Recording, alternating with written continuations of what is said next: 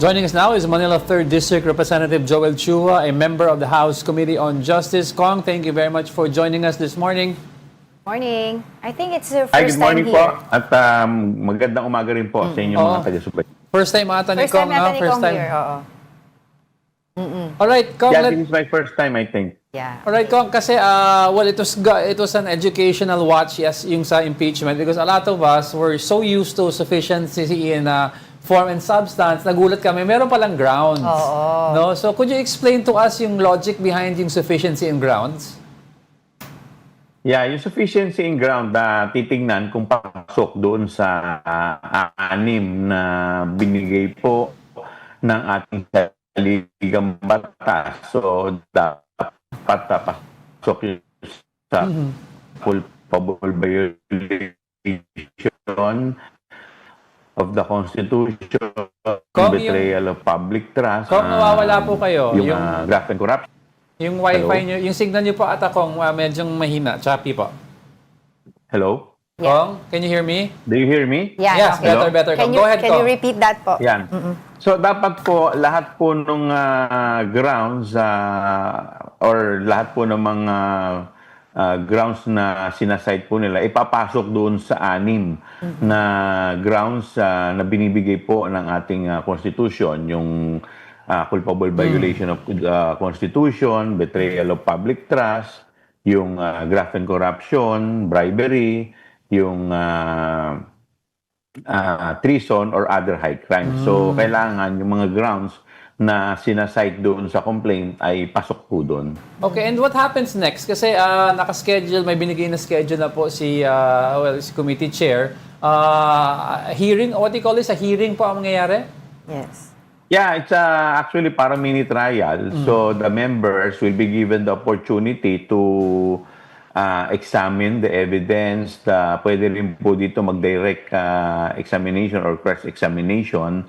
So it's just like a mini trial. Para at least, like for example, the case of Madriaga, Yeah. po pwedeng we can determine. Baka mamaya, eventually, tinatanggi niya yung mga nakasaad doon sa kanyang sinumpaang salaysay. So things like that. And other members can also make a motion. Like the one that Congressman Shell Jokno submitted, no, the petition with respect to the submission of additional evidence. Evidence from AMLA, from bank records, and Yeah. the protection of Congress of the vital witness, si Madriaga. Yeah. To this point lang, Kong, ano pong i-determine dito sa hearing? Kasi may mga ibang nagtatanong, ano pa ba ang gagawin ng Senado? Parang redundant daw ang nangyayari. Parang you're determining kung ano yung evidence is good enough or strong enough. Pero di ba that's supposed to be determined in trial? Yeah, but dito kasi members lang ang ang mag-co-cross eh. So unlike in trial, they will be given the opportunity, the lawyers of the respondent, they will be given the opportunity to cross. But dito kasi syempre, bago mo isalang dun sa trial, of course you want the witness, no, to ascertain, baka mamaya to eventually tinatanggi nila yung kanilang mga sinumpaang salaysay.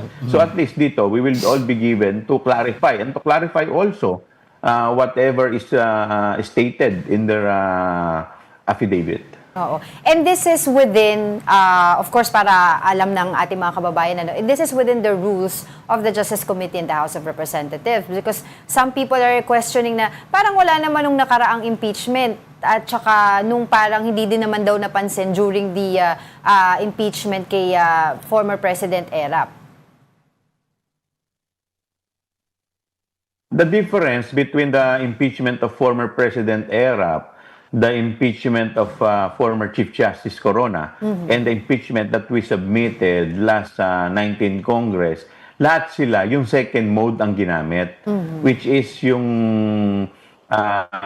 by one-third vote, One-third votes. ng That's Congress, right. diniretso sa Senado. Unlike ito pong impeachment that we are having right now, ito po yung first mode, which is yung referral po sa committee. Now, who made the rules. The rules are there.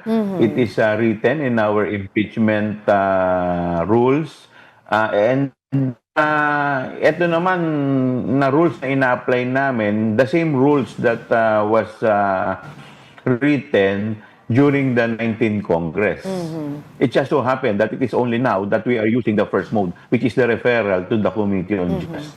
Well, may usap-usapan po na baka daw po dumulog no ang kampo ng ni Vice President Sara Duterte sa Supreme Court no.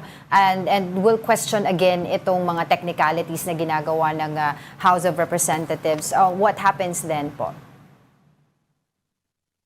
Well, as long as there is no TRO issued by the Supreme Court, the hearing will proceed.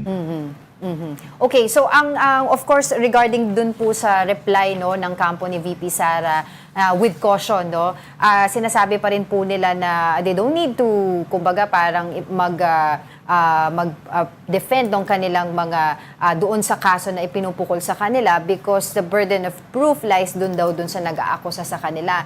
And sa kanilang kampo through her lawyer, si Attorney Michael Powa, sinabi rin niya pagdating daw po dun sa disbursement ng allowance ng COA, although it's not yet final, ang nakalagay lang daw po doon ay hindi naman yung 100 plus na ipinupukol dun sa kanya sa impeachment case, but it was just only, or 125 million, it was only 73 million according daw po sa COA. Your reply on that? Well, that is their defense, but they should have written that in their answer. Diba? Kasi kami, on the part of the Justice Committee, the only basis that we have to do, or the only thing that we need to do, is to determine the substance and form. Now, how do we determine the substance? Nako. Kong, sorry. To cut you there, medyo nawawala po kayo. Appears their defense, they can use it. Hello? Yeah, sorry po, Hello? nawala po kayo Can you ng hear me? bahagya doon. Pa-repeat na lang po yung sinabi po ninyo.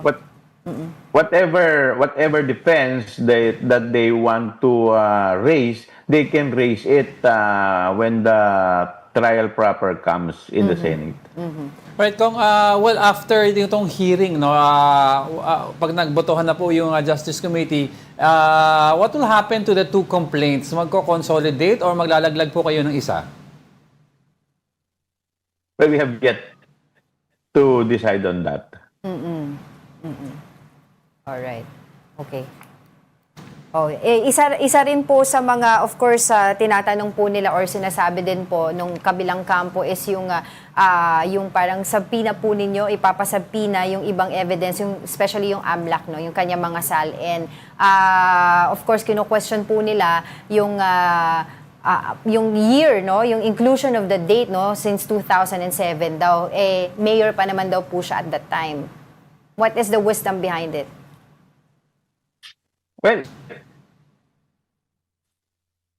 if the rise from pag makikita mo yung from the time that she was elected as mayor, ganitong amount yung kanyang dineclare, and then naging suddenly naging vice president siya, yung disparity masyadong malayo. So I think that is very logical, no? How does she explain that? Well, of course, patuloy po kami makikipag-ugnayan sa inyo regarding this. For the meantime, maraming salamat po sa inyong oras. Manila 3rd District Representative Joel Chua. Maraming salamat din po at mabuhay po kayo. Sayang medyo maano kasi yung signal signal so it's medyo so hard may to talk. nagkakaroon ng problema sa palitan